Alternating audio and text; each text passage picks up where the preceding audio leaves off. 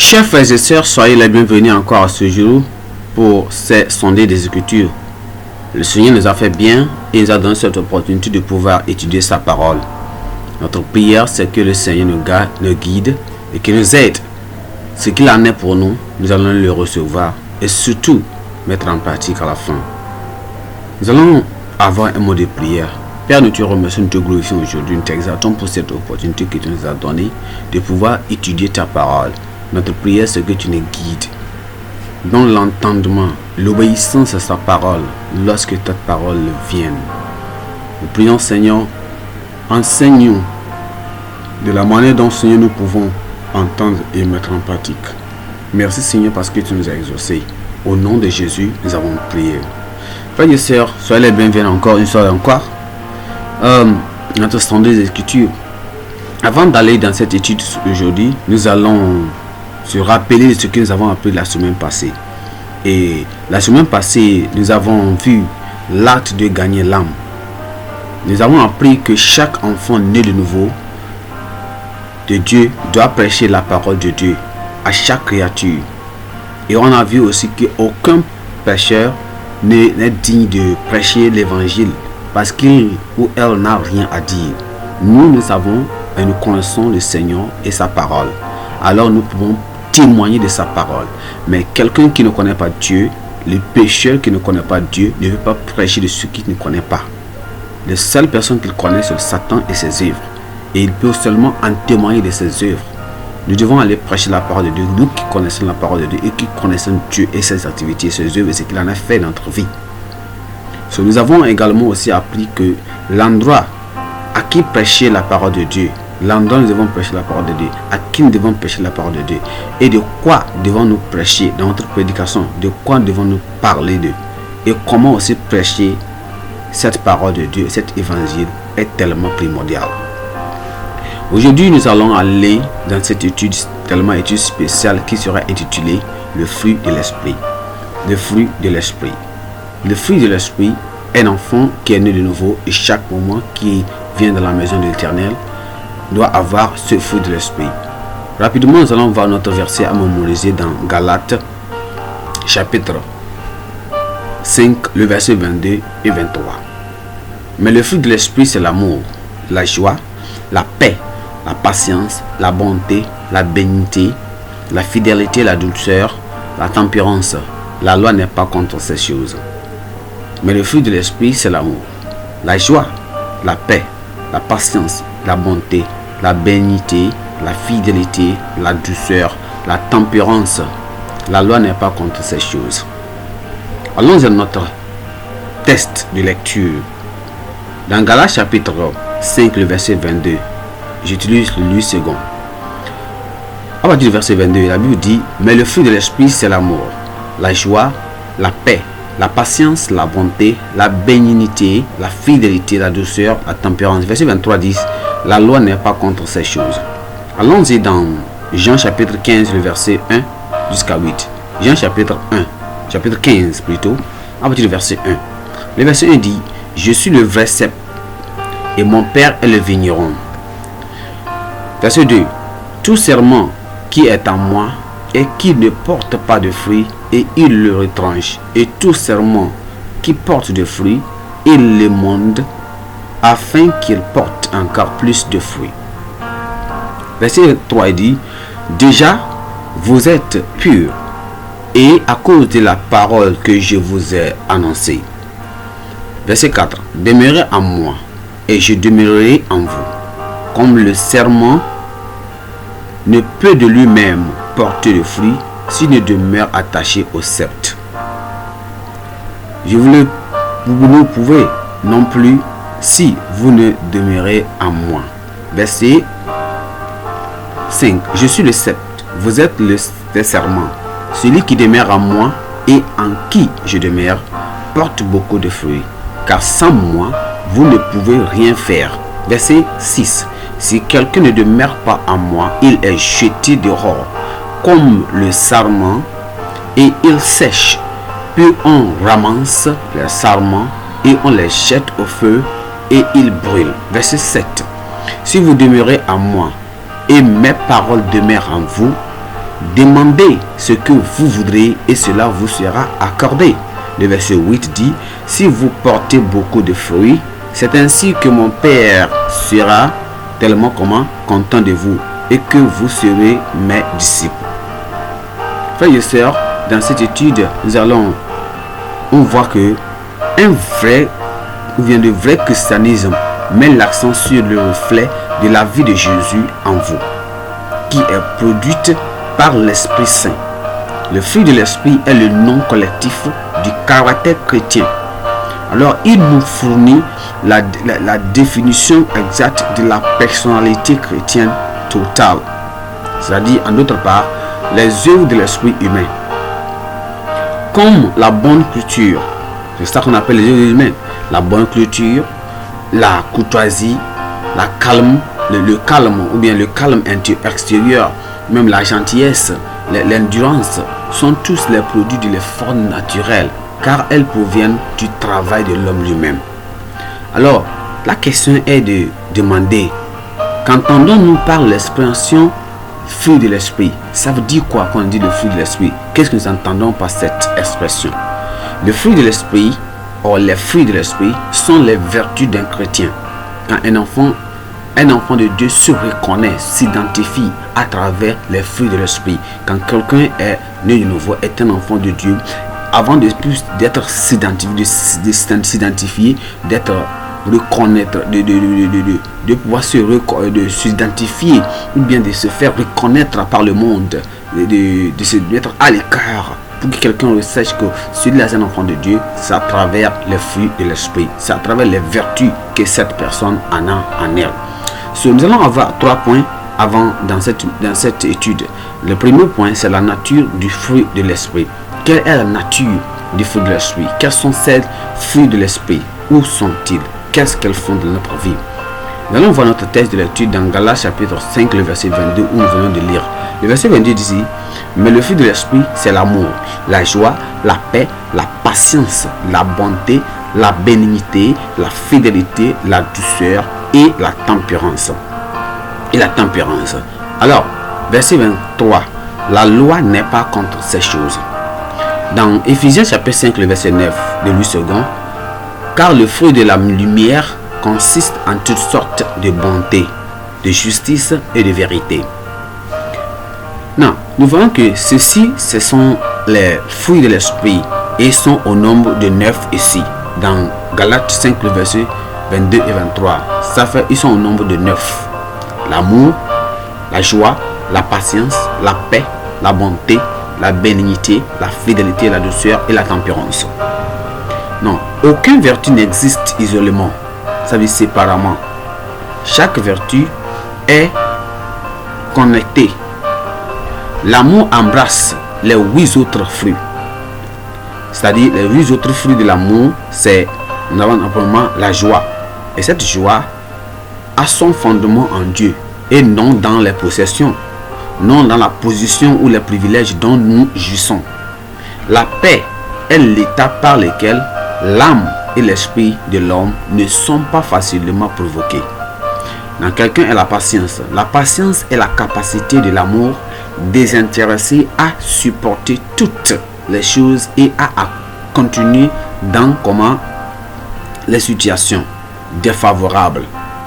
La douceur, c'est aimer et corriger d'une manière ferme. La bonté reflète un but noble et un style de vie digne de confiance. Mais avec la foi, le chrétien fait confiance et cède fidèlement au service de Dieu. C'est avec douceur que le chrétien est soumis et est patient, surtout avec les faibles. La tempérance est le signe d'extérieur d'une vie bien disciplinée. Alors, qu'est-ce que l'amour? L'amour cherche l'expression dans les autres. Mais on recherche l'expression dans les 8 autres composants.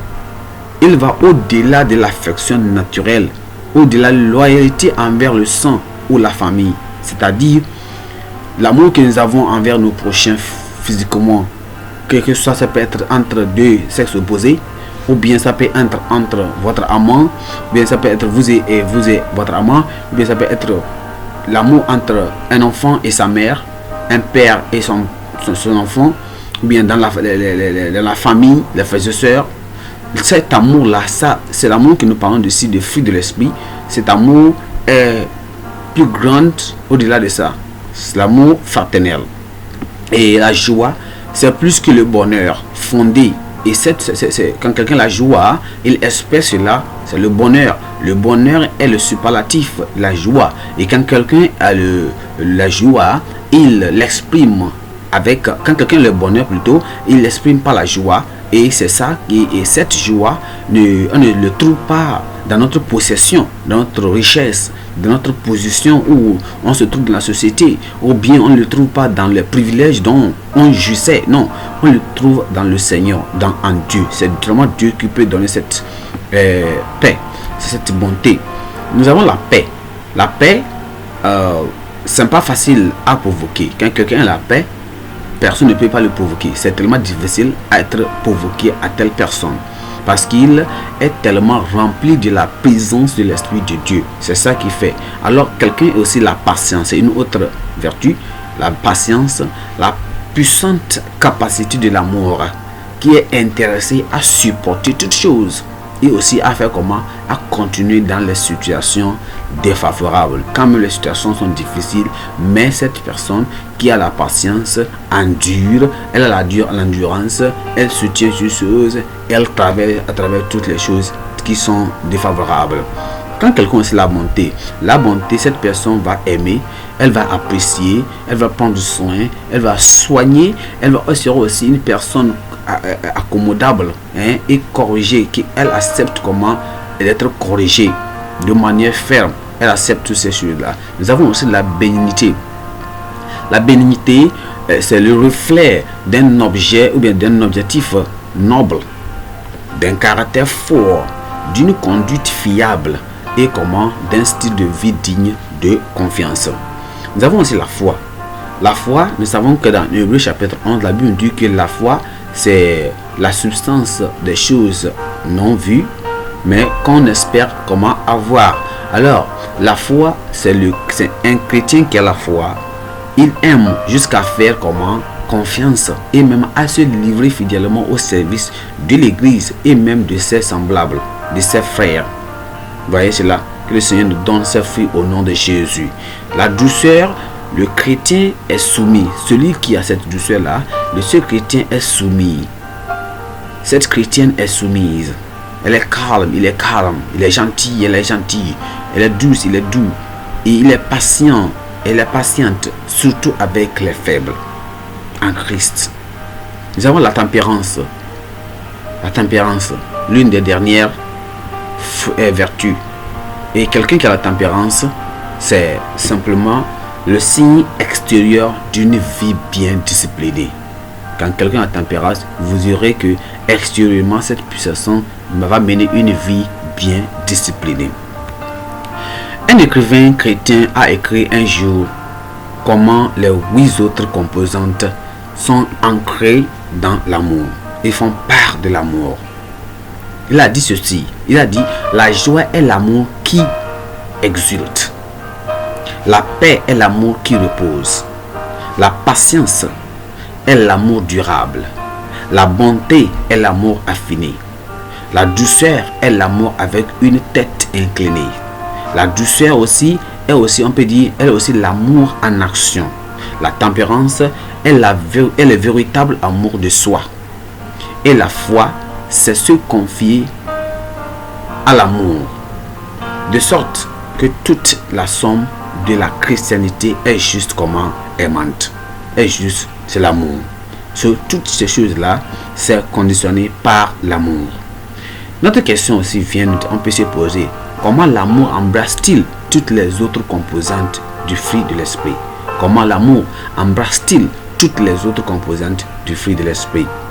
Quand on a vu dans notre verset, on voit que l'amour est l'attribut de Christ qui s'exprime dans toutes les 9 vertus. Dans toutes les 9 vertus. Alors, verset question 3, si on va expliquer la nature de toute partie du fruit de l'esprit dont vous vous souvenez. Ce qu'on vient de parler. Quel est le fruit que vous vous souvenez de? Quel fruit que vous vous souvenez vous? Et pour aussi expliquer cela. Moi, je vais souligner deux. Premièrement, je vais parler de la foi. La foi, on a dit que le chrétien aime jusqu'à faire comment? Confiance et à se livrer fidèlement au service de l'Église et de ses semblables. Gloire à Dieu. Donc la joie aussi, on voit aussi la joie. La joie, c'est plus que le bonheur. Et cette bonheur, ou bien ce bonheur, ou bien cette joie-là, elle est fondée, ou bien elle est fondée en Dieu. Et non pas à partir des possessions que nous avons, des richesses que nous avons. Non pas, on ne le trouve pas à partir des positions que nous trouvons dans la société. On ne le trouve pas à partir des privilèges dont on se réjouit d'eux. Non, ça vient seulement du Seigneur. Point numéro 2. Les conditions pour porter des fruits. Nous prions que le Seigneur va nous aider à pouvoir porter ces fruits-là et pouvoir maintenant, quelles seront maintenant les conditions que nous pouvons maintenant porter ces fruits? Quelles sont les conditions nous pouvons porter ces fruits? Dans Jean chapitre 12, le verset 24, la Bible dit ceci: en vérité, je vous le dis, si le grain de blé qui est tombé en terre ne meurt, il reste seul, mais s'il meurt, il porte beaucoup de fruits. Dans Romains chapitre 7, le verset 4 de Louis II, la Bible dit aussi que de même, mes frères, vous aussi, vous avez été par le corps de Christ mis à mort en ce qui concerne la loi, pour que vous apparteniez à un autre, à celui qui est ressuscité des morts, afin que nous portions des fruits pour Dieu, non pas pour nous-mêmes. Je prie que le Seigneur nous aide à porter des fruits dignes de sa manière de vie, de sa nature, au nom de Jésus. Les fruits pour porter les conditions pour porter les fruits de l'esprit. Mentionnez quelques-unes des conditions pour porter les fruits de l'esprit. Allons-y et discutons-en. Pour porter le fruit de l'esprit, vous devez être né de nouveau. La première condition, accepter Jésus-Christ.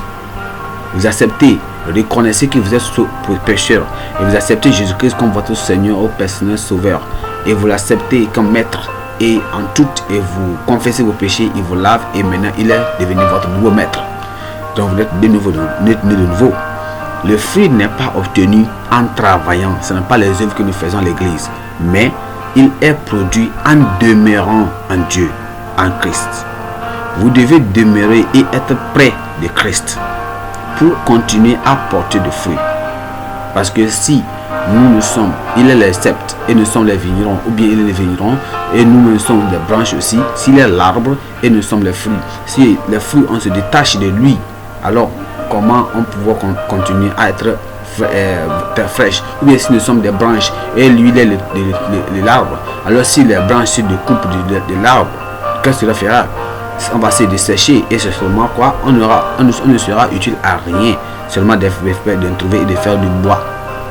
Le Seigneur nous aide à continuer à demeurer avec lui pour que nous puissions être verts.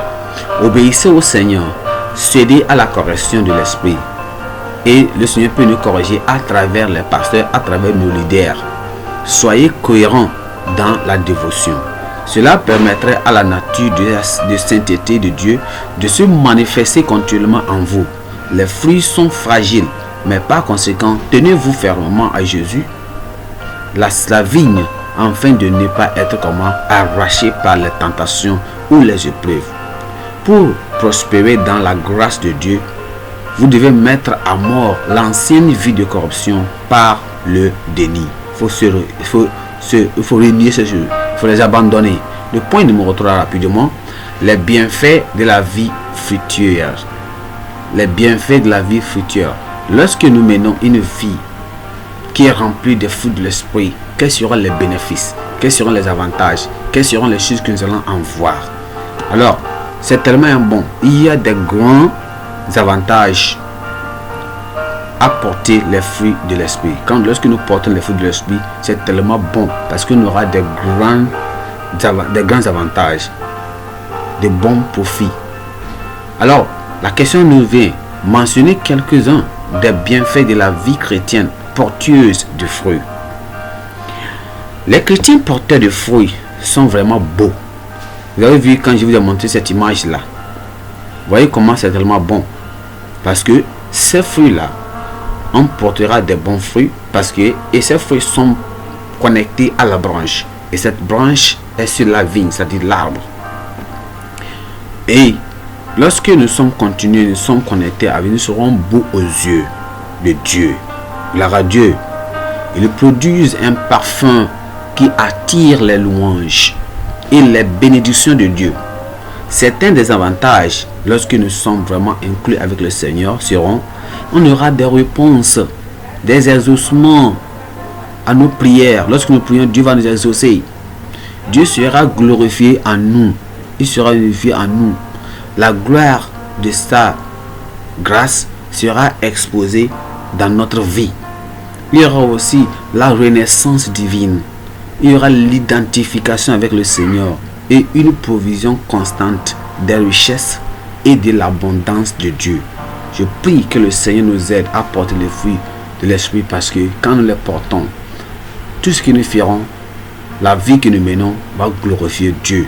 Et le Seigneur lui-même aussi sera content de cela. Nous prions que le Seigneur nous aide à le faire au nom de Jésus. En conclusion, qu'est-ce que nous pouvons dire de cette étude?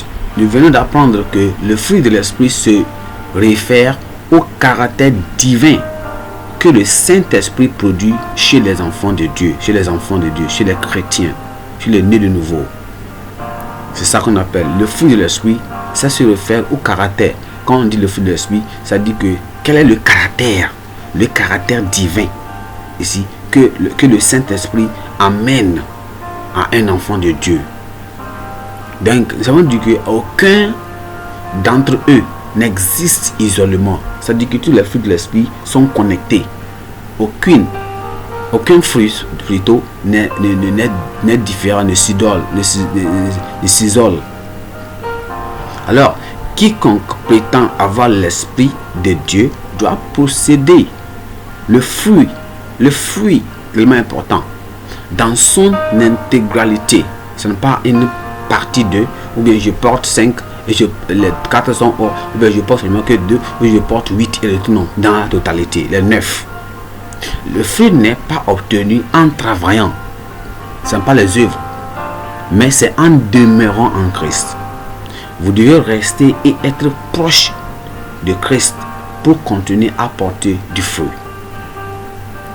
Un chrétien porteur de fruits attire les louanges et les bénédictions de Dieu. Que le Seigneur nous aide à pouvoir être des enfants de Dieu qui ont l'Esprit, le fruit de l'Esprit. Et le Saint-Esprit va donner ces fruits-là et nous allons faire des exploits pour le Seigneur au nom de Jésus. Nous remercions le Seigneur aujourd'hui pour ce qu'il a fait dans notre vie. Et vraiment, que Dieu vous bénisse parce que vous avez reçu cette parole et vous êtes tellement bénis aussi au nom de Jésus. Nous allons avoir un mot de prière. Père, nous te remercions aujourd'hui pour cette opportunité que tu nous as donnée de pouvoir écouter ta parole.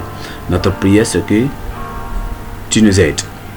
Donne-nous le feu de l'Esprit et aide-nous, Seigneur, que nous, ceux qui ne sont pas nés de nouveau, parmi nous, ceux qui sont de te garde, Seigneur, amène-les encore à ta vigne, et que ceux qui se repentent et viennent encore à toi. Et Seigneur, et tu vas leur donner le fruit de l'Esprit. Donne le fruit de l'Esprit pour que nous puissions plaire à toi. Et notre vie va te glorifier au nom de Jésus.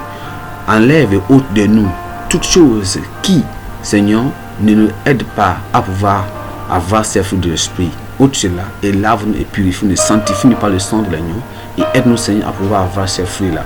Qu'à la fin, ton nom sera glorifié au nom de Jésus. Seigneur, merci parce que tu nous as exaucés. Au nom précieux de Jésus, nous avons prié. Amen. Soyez bénis au nom de Jésus. Par la grâce de Dieu, on se verra encore la semaine prochaine. Merci, que le Seigneur vous bénisse.